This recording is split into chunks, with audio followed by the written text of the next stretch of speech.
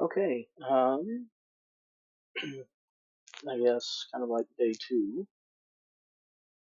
I'm not going to record every day, I don't think. Tonight I just felt like it, so yeah. If anybody's curious, Thor is asleep over there on the bed. I'm not gonna wake him up and drag him over. So yeah. A little more with my journey about depression and anxiety. Um,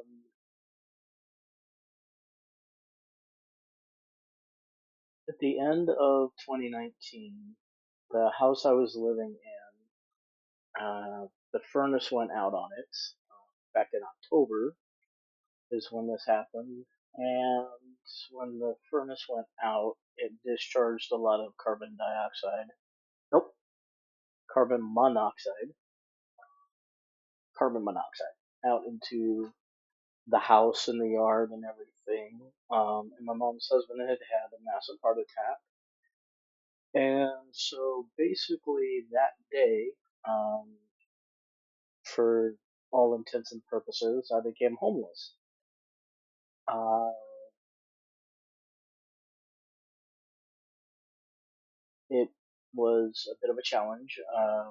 I was thankful that for about a week, I had a place to go. I stayed with my brother and my sister-in-law, and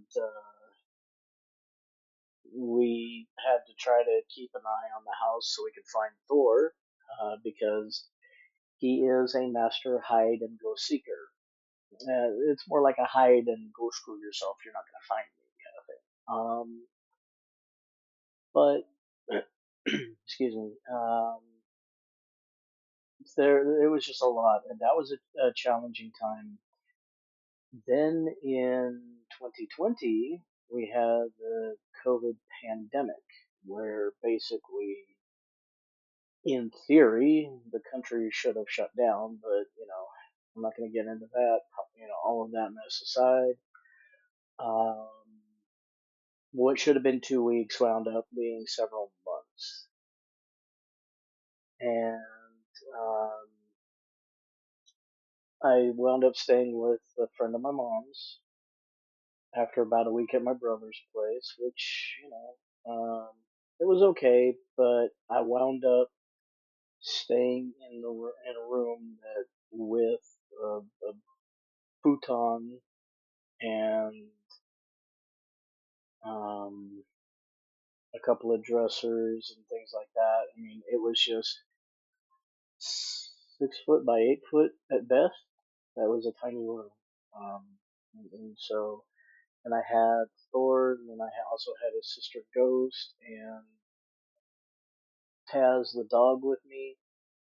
My mom and her husband and two of the other dogs were with where they were staying, which was, I mean, it was great. I'm glad they had a place to stay and everything, and I'm glad they were able to keep two of the dogs and whatnot. I kept the other three animals, but it was a challenge, and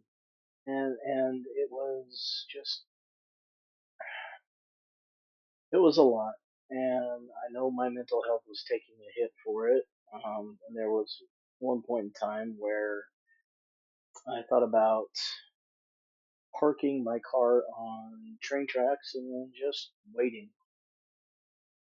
wait for a train to come by and end it all. But I thought to myself, where I was at, the lady would not take care of Taz, would not take care of Thor, would not take care of Ghost. She had two dogs that she basically kept in big metal well, not carriers, but big metal crates, almost 24 hours a day. I mean, yeah, they'd go outside, go to the bathroom and whatnot, but they ate in there, they drank in there, they sort of got out a little bit. So yeah, I don't know if you can see at the bottom of the corner over there. That's Thor's floof. Uh, he's rolled onto his back to let the overhead ceiling fan blow on him. Anyway, but I didn't think she would take good care of them, so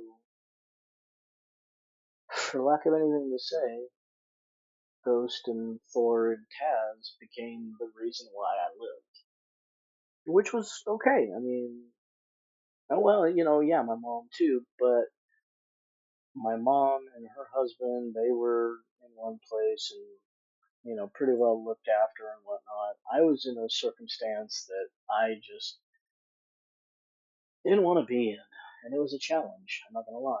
And then when things got to where we moved in where I'm at now, in this mobile home community, uh, yeah, I was grateful, and things kind of turned around a little bit.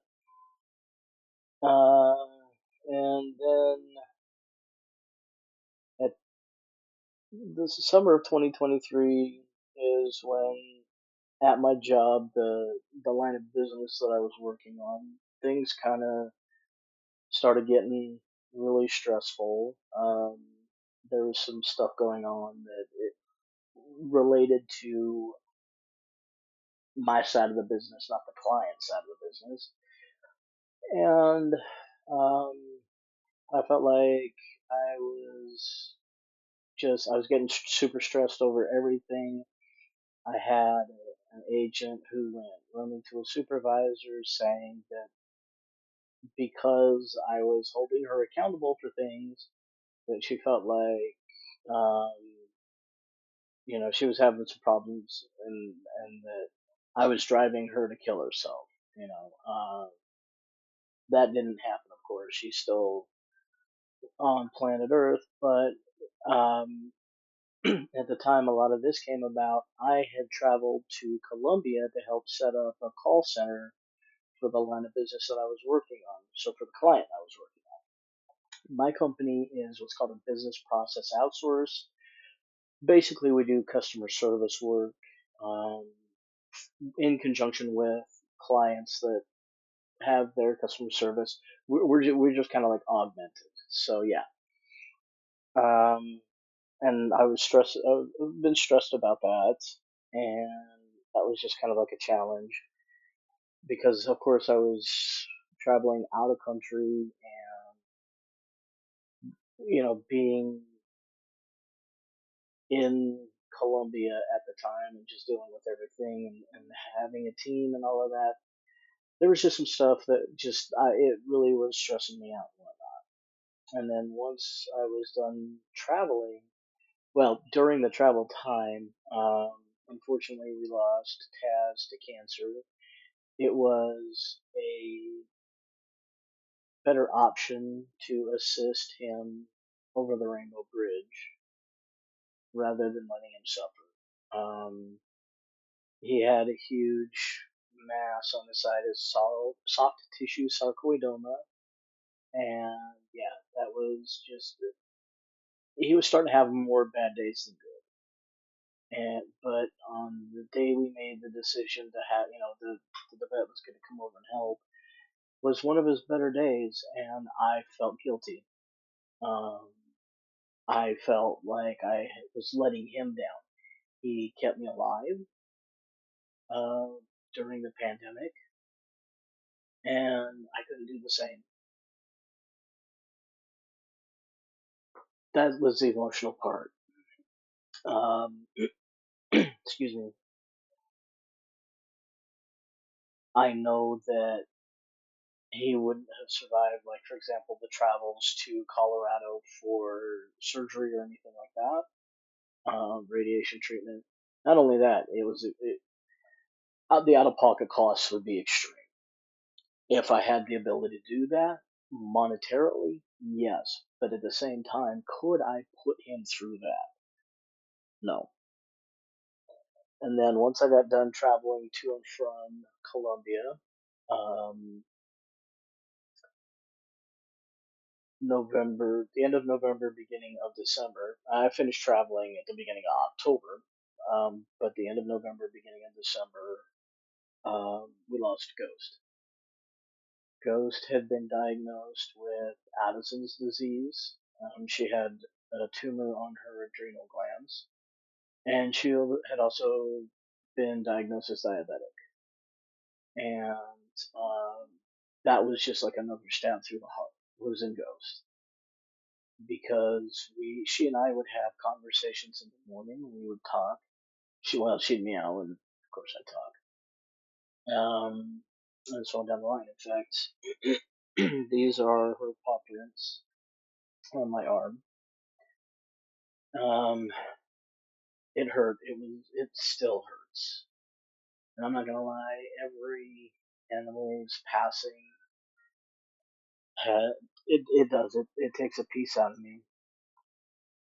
But, excuse me, that really just kind of pushed up my depression a bit. And, so Christmas that year really sucked. And that was challenging. And yeah, again, Ghost and Thor, excuse me, and Taz.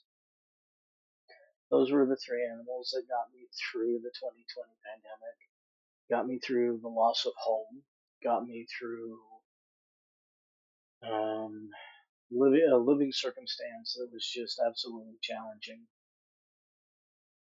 And I felt, and I still feel like I let both Taz, pardon me, sorry, that I let both Taz and Ghost down. Thor is the remaining uh, cat out of that trio. Taz was a dog, Ghost was a cat, Thor is a cat. The Thor is the last of that trio that got me through the pandemic.